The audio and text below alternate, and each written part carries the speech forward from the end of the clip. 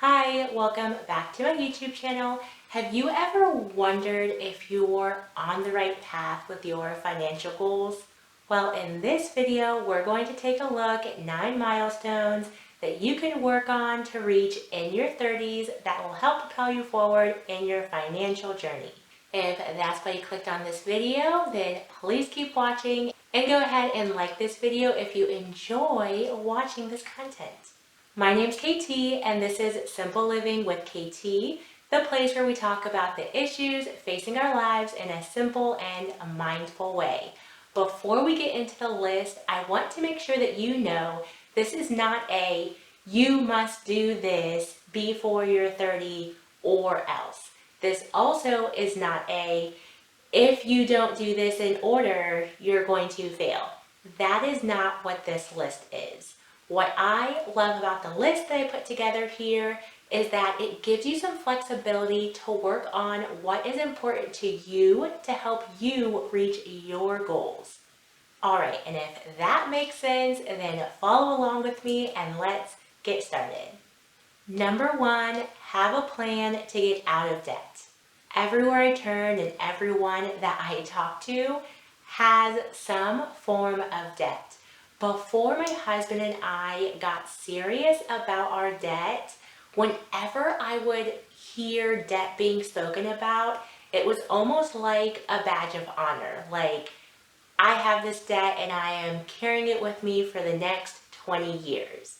And while that might seem okay in the beginning, when you're trying to start your life for things like, starting a business or purchasing a home or trying to save for the future in any shape or form, that's when many people start realizing that this debt is getting in the way. And for some things like student loans, there's really no way around it. And that is why it is on this list to start taking a look at that debt and making a plan to getting it out of your life. Number 2, avoiding bank fees. Virtually everyone needs a bank account. I might actually say that every single person needs a bank account, but maybe I'm reaching. But when it comes to banks, while they let you hold your money for free and do free deposits, many of them make a good chunk of money on fees. And these fees are features and benefits for things you should not be using. For example, overdraft protection. I also like to put ATMs in that category because one, of course, you might need an ATM every so often, but there are plenty of banks that give you a refund for fees that ATMs charge. And so if you're still paying overdraft fees and paying for ATM fees, there's probably a bank account that's going to be better suited for you to help you save that bit of money. Number 3, save 15% of your take-home pay. Now notice I did not say invest X amount of money in the stock market or save X amount of money for an emergency fund. That's because, as I said, I want this list to be flexible so that you can do what you need to do. If you're that person, though, who is working on getting out of debt and trying to plan for the future and wants a little bit more structure or one-on-one help, absolutely check out the links in the description of my video for Abundance in a Budget, which is my budgeting course that will just help you to really get those money behaviors in line with what you want to do with that money now and in the future.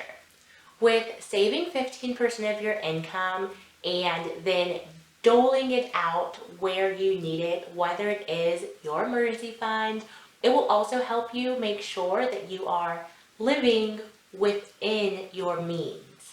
Number 4, have an emergency fund. I've spoken to, honestly, too many people who say they cannot save money because when they see in their bank account that there's extra money in there, that they feel like they need to spend that money. And I understand that feeling. I know it all too well. I have had to deal with that myself. There comes a time, however, when you need to start prioritizing having emergency money. And actually, that rolls really nicely into number 5, which is have a budget. Many of the items I listed would go inside of your budget. That money you save should be accounted for in the budget. The money you're not spending on ATM fees goes in the budget. Your debt payoff plan also in the budget. What I love about the budget though is that it is a physical and visual representation of what is important to you. And so when you have that money set aside and you're thinking, oh, there's money in my account, maybe I'll just go buy something on a whim. If you are able to take that time and look over at the budget, you might see, oh, I said that money is for an emergency. And I believe an emergency is more important than whatever that item may be. It's able to give you that reminder of, hey, this month I said this is important and that's what I'm going to do. Number 6 is a doozy, and it is have insurance. Now, this is pretty broad because there are multiple types of insurance, but I believe that when you're in your 30s, it's about time to start taking insurance for real because we're not invincible anymore. We've moved past that, I believe, and real stuff happens in our lives, and the best way that we're going to be protected by it is insurance. That ranges from home insurance, car insurance, life insurance, health insurance, renter's insurance, boat insurance, anything that is really of value in your life, you are going to need insurance. So let's move on. Number 7 is a basic understanding of income taxes. There is so much going on with taxes and things change every single year. So when I say to get an understanding of your income taxes, I certainly don't mean to dive in and learn all the ins and outs, but there are a few things that you should just kind of have an idea of how your withholdings will affect your income tax, how if you get married, how that's going to affect your income taxes, if you have a side hustle that is producing income, how that's going to affect it. Those little things you should have an idea of before tax time comes around, because then you can prepare if your bill is going to be higher or lower depending on your particular circumstances. Number 8, having sinking funds. I love sinking funds because I love planning for the future and for my ultimate trip to go skiing in Utah one day.